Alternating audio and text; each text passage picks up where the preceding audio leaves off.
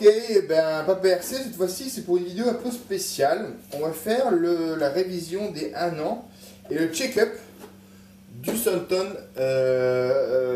Arma V3 6S alors qu'il a roulé que en 4S. Donc voilà, au niveau de la durabilité c'est un peu moins contraignant.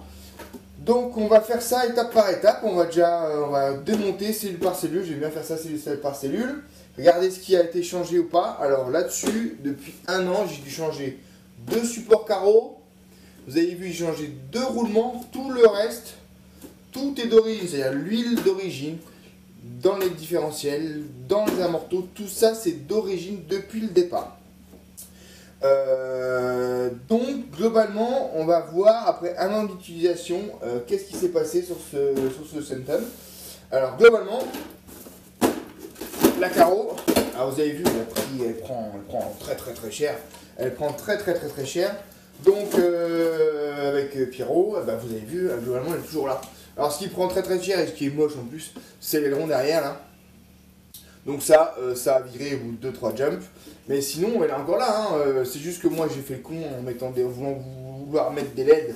Et donc personne partout. Donc ça a un peu fissuré à cause de ça. Mais cette carreau, c'est un roc. D'accord? Donc, elle n'est pas très propre. Je parle à... Oh monsieur, la caméra qui dit bonjour. Bonjour. On reprend. Voilà, donc ça c'est pour l'aspect extérieur. Donc du coup, ce qu'on a vraiment fait au départ, j'ai changé les pneus. Une fois que les autres étaient finis. La seule chose aussi sur la carreau qui a zippé, c'est un des élastiques qui s'est emballé. Donc ça c'est vite remplacé en fait avec 2 riselants, un qui prend la goupille là-haut et un qui stoppe en bas, et en fait c'est la même chose. Donc voilà, la carreau, moi, vous avez vu, elle n'est pas non plus, hein, mais globalement elle est encore tout à fait saine.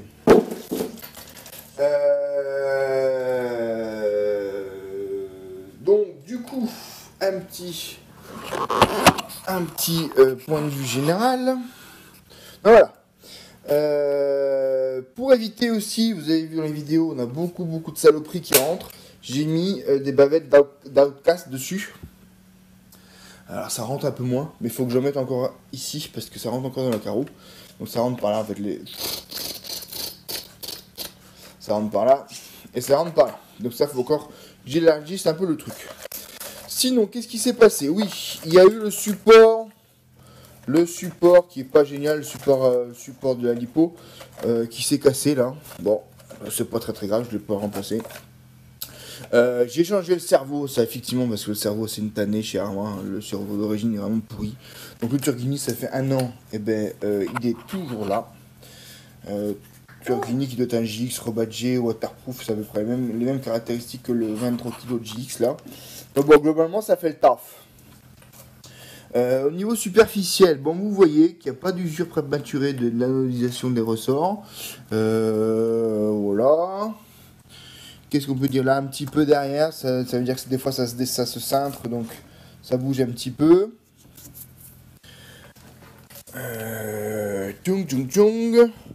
Voilà, globalement pour l'intérieur. Le dessous un peu plus morflé.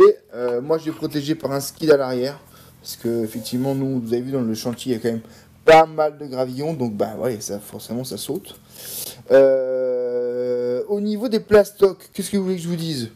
C'est vraiment très solide.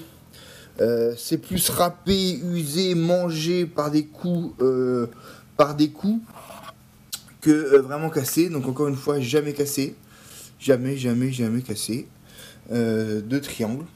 Si ce n'est que oui, des fois.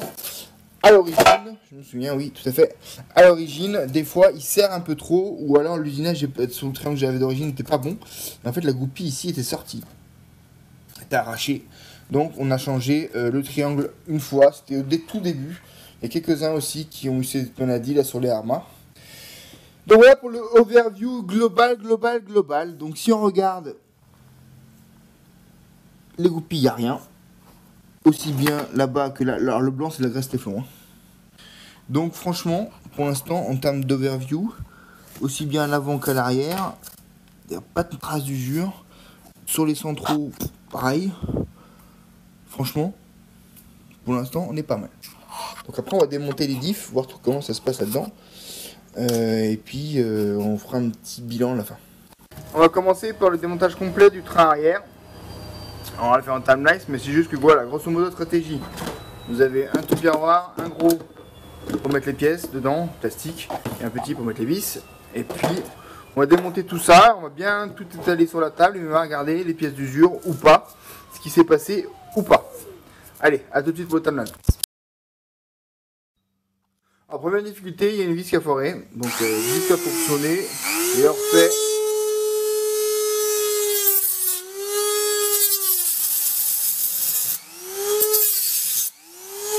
Et on fait une empreinte pour pouvoir sortir la vis au tournevis plat standard. Donc assez grande pour qu'on ait la force de la sortir. Voilà. Donc on verra aussi après démontage si on passe pas directement sur un kit vis inox. Parce qu'effectivement, voilà, comme c'est pas un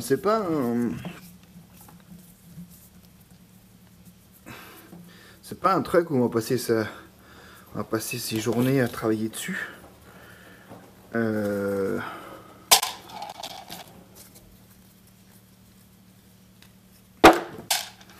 Faut peut-être aussi optimiser ce genre de petites choses.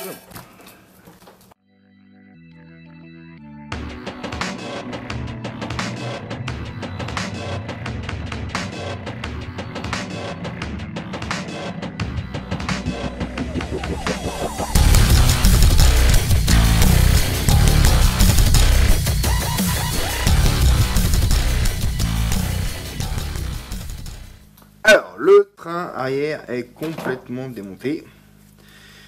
Et j'ai vu des choses quand même intéressantes qui peuvent expliquer quand même la durabilité de ces petites machines. Et d'autres moins qui me paraissent un peu surprenantes. Bon. Alors, par exemple, pignon d'attaque de différentiel. Impeccable. 1 an d'utilisation, 4S. Pas de souci. Par contre, l'ensemble de la transmission est dans une jolie cage en alu. Avec des roulements qui vont bien. Les roulements sont encore bons. Par contre, ce qui est dommage, par contre, c'est vrai, tous les roulements Arma sont unsealed. Donc là, je vais m'acheter un petit kit complet. On va tout remettre en sealed. Parce qu'effectivement, sur un TT, quand même, c'est un peu dommage. Donc, on va passer toute la visserie en inox. Et puis, tous les roulements en étanche. Parce qu'effectivement, tous sont étanches. Tous ne sont pas étanches, pardon. Asco, c'est moi. Donc voilà. Donc ça, métal. Donc ça évite l'échauffement, ça permet que les roulements soient bien calés. Tout ça pour avoir une transmission toute douce. Donc le pignon n'a rien. J'ai démonté les différentiels. Alors là, par contre, ils ont mis l'armurerie, quoi. Ce qui est étonnant, c'est que sur les pignons d'attaque, sur les notes cardan, c'est assez fin, c'est du 4. Alors que la plupart, je crois de mémoire, c'est du 5. Ce qui peut expliquer un peu des fois les jeux qui prennent en latéral, hein, le jeu qu'ils peuvent prendre comme ça. Peut-être que ça vient de cette sous-épaisseur. Donc c'est du 4. Par contre au niveau des plaquettes et des planétaires, il y en a bien sûr 4. Et puis ça se monte avec l'ensemble de ces petites de ces structures. Donc un planétaire, une rondelle, une cale. Donc là vous êtes quasiment, je crois qu'il y a Sen qui fait ça aussi. Là c'est du sérieux quoi. Honnêtement, même au BAO ils sont pas comme ça. Donc là, bon, je comprends que les diffs sont assez solides. Chose étonnante, par contre, en général, vous savez, il y a une petite rondelle entre ce joint et le planétaire. Et ben là, il n'y est pas. Donc je vais regarder ça dans la notice. Alors je vous rappelle, hein, j'ai jamais démonté, c'est neuf, tout neuf le machin. Donc peut-être qu'elle y est, peut-être qu'elle oublie, je sais pas. Donc voilà, là-dessus pour le différentiel, il n'y a rien à faire. On va le remonter selon le précompte de la notice. Voilà, Pyro n'avait pas l'air de s'en plaindre. Moi non plus, j'avoue. Donc on va remonter avec l'huile qui est préconisée dans la notice. Parce qu'évidemment pour remonter le bazar, c'est quand même le plus simple, c'est d'avoir la jolie notice qui vous explique tout ça. Alors, qui dit, il dit que par exemple, de manière analogue, il faut mettre dans le centon de la 7000,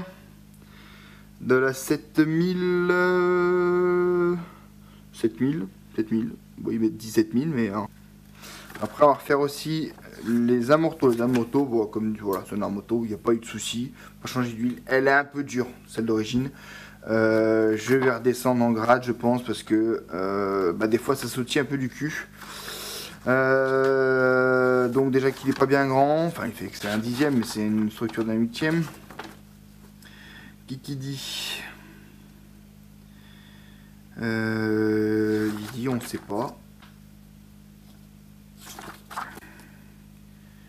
Donc effectivement ça confirme, hein, il n'y a pas de disque au-dessus du joint. Bon, étonnant. Mais bon, ça a l'air de fonctionner. Faut que je trouve. Ça me paraît étonnant qu'ils mettent du 10 000 partout, de la 7 000 partout, là, ça me... Alors, amorto. Alors, ils disent... Centon 550, ça c'est déjà pas beaucoup, on va peut-être passer à 450. On va passer à 450, on va voir ce que ça donne. Après, j'ai jamais vu ça, mais c'est une étoile l'amortisseur. Il y a 1, 2, 3, 4, 5, il doit avoir 7 trous. Il y a 8 trous dans la coupelle. C'est assez étonnant. 8 trous dans une coupelle d'amorto, j'ai jamais vu ça. Donc, ouais, c'est ça, 8 trous. Hein, tu regardes. Il y a 8 trous dedans, donc bon, l'eau elle passe, enfin l'huile elle passe.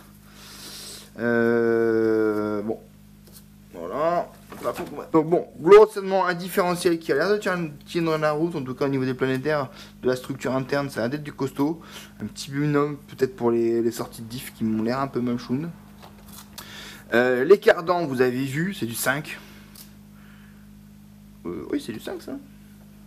Que je dise pas de bêtises, Matisse. Qu'est-ce que tu dis comme bêtise?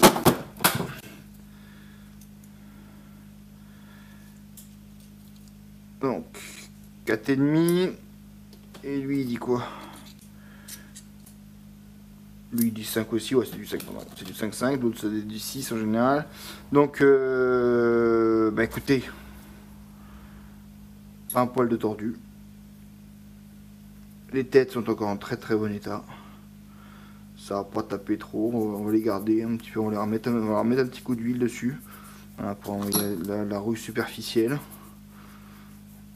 Voilà. Ensuite, vu les 1 an passé sans rien, ça c'est les axes dans les triangles qui étaient un peu grippés dedans. Donc ça c'est pareil. Un petit coup de... ou peut-être carrément le remplacer, j'ai les pièces. Mais bon, en tout cas ce qui est sûr c'est que c'est bien droit. Ça, il n'y a pas de souci, pourtant ça a pris des gamelles. La tourelle. Alors, la tourelle, on a vu, elle par contre, elle a pris un petit ch'touille. Elle est légèrement pliée. Celle-là, celle-ci là, vers l'arrière. Donc ça, on va la mettre dans les tons, on va la remettre droite. Bon, pas très étonnant vu les gamelles quand même. Et ce qui est plutôt bien foutu chez Armac, chez Obao, je trouve un peu léger, c'est les cales des cellules avant et arrière. Qui sur l'Hyper SSTE sont hyper molles. Alors ça j'étais étonné de la qualité d'alu choisie. Là ce qui est bien, c'est sûrement la même qualité d'alu, hein, je dis pas que c'est pas la meilleure, mais en tout cas c'est habillé complet dans du plastoc, donc ça rajoute de la rigidité. Et en tout cas celles-ci elles sont encore nickel droite. Nickel droite. Ça a pas bougé. Donc globalement les roulements, ils ont tenu le coup, mais globalement, bon, au bout d'un an, il faudra peut-être, voilà, penser, ça tient une grosse année, ces roulements-là, ils sont tous un peu grippés. Les noix de sortie, ici, vous les voyez, hein, et c'est encore tout, il n'y a pas une marque. Honnêtement, en 4S, je pense que la voiture, elle est tranquille bilou bilou. J'ai un petit souci sur celui-ci, j'arrive pas à le sortir. Donc là, on va devoir recommander des petites goupilles, tout ça. La fusée, je l'ai, donc ça, c'est pas un souci. Donc voilà pour l'autoscopie du train arrière de l'Arma.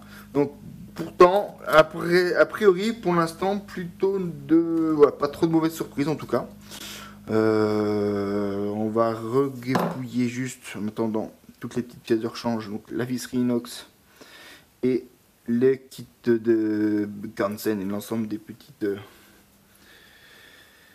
pièces de rechange. On va remettre tout ça au propre, tranquillou. On va bien nettoyer. Et comme ça, on aura fait notre train arrière. Allez, à bientôt pour la partie centrale et électronique.